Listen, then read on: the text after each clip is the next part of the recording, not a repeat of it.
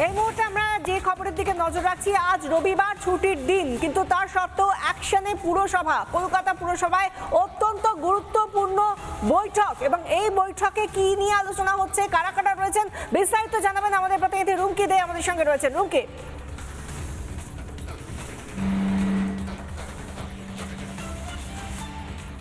দেখো, আজ রবিবার দিনেও কলকাতা পুরসভায় গুরুত্বপূর্ণ বৈঠক রয়েছে, যে বৈঠকে থাকছেন পুরসভার কমিশনার স্মিতা পান্ডে, থাকছেন পুর সচিব এবং এরই পাশাপাশি সমস্ত দপ্তরের যারা ডিজিরা রয়েছেন তারা থাকছেন বলে এখনো পর্যন্ত সূত্র মারফত খবর পাওয়া যাচ্ছে। তবে উল্লেখযোগ্যভাবে আজকের এই বৈঠকে থাকছেন স্বাস্থ্য, অর্থাৎ স্বাস্থ্য বিভাগের ডিজি, এবং থাকছেন বিল্ডিং বিভাগের ডিজি, এরই পাশাপাশি সোশ্যাল ওয়ার্ক এই বিভাগ, ওয়েলফেয়ার, সোশ্যাল ওয়েলফেয়ার এই বিভাগের ডিজি তিনিও উপস্থিত থাকছেন। এরই পাশাপাশি উপস্থিত থাকছেন ডিপার্টমেন্টাল যারা অফিসার রয়েছেন সেই ডিপার্টমেন্টাল অফিসাররা।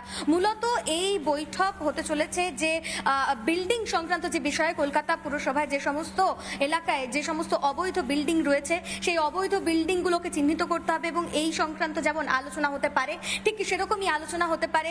সামনেই বর্ষাকাল আসছে এবং সেই জায়গা থেকে ডেঙ্গি মোকাবিলায় কি কি পদক্ষেপ নেওয়া হতে পারে, সেই কারণে স্বাস্থ্য আধিকারিকরা তারা যারা রয়েছেন তারা এই বৈঠকে থাকবেন। এবং থাকছেন মুখ্য যিনি সিএমওএইচ, কলকাতা পুরসভার সিএমওএইচ ডক্টর রনিতা সেনগুপ্ত, তিনিও এই বৈঠকে থাকছেন। অর্থাৎ আগাম যে বৈঠক ইতিমধ্যেই করেছেন অগ্নিমিত্রা পল, তিনি জানিয়েছেন যে কলকাতা পুরসভার কোন কোন জায়গাগুলো মূলত ব্ল্যাক স্পট, অর্থাৎ যে জায়গাগুলোতে ডেঙ্গির প্রকোপ বেশি, সেই সমস্ত জায়গাগুলোতে কি কি ব্যবস্থা নেওয়া হতে পারে সেই সংক্রান্ত বিষয়েও আজকের এই বৈঠকে আলোচনা হতে পারে। এবং এরই পাশাপাশি সোশ্যাল ওয়েলফেয়ার, অর্থাৎ এই ডিপার্টমেন্টের আন্ডারে কিন্তু আসে অন্নপূর্ণা ভান্ডার বা অন্নপূর্ণা যোজনা, যেটা বিজেপি সরকার তরফ থেকে শুরু করা হচ্ছে।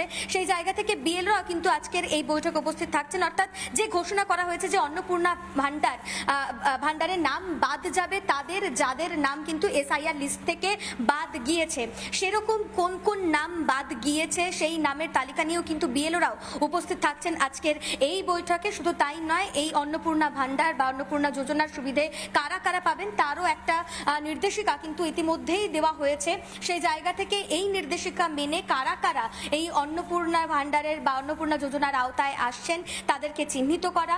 এবং এরই পাশাপাশি জানা যাচ্ছে যে নতুন যে অন্নপূর্ণা ভান্ডারে নতুন যে যারা অ্যাপ্লাই করবেন বা যারা এখনো পর্যন্ত অন্নপূর্ণা ভান্ডারের সুযোগ সুবিধা পাননি তারাও কিভাবে অ্যাপ্লাই করবেন, কিভাবে সেগুলো কন্ডাক্ট করা হবে, এই গোটা বিষয় নিয়েই মূলত আজ আলোচনা হতে চলেছে।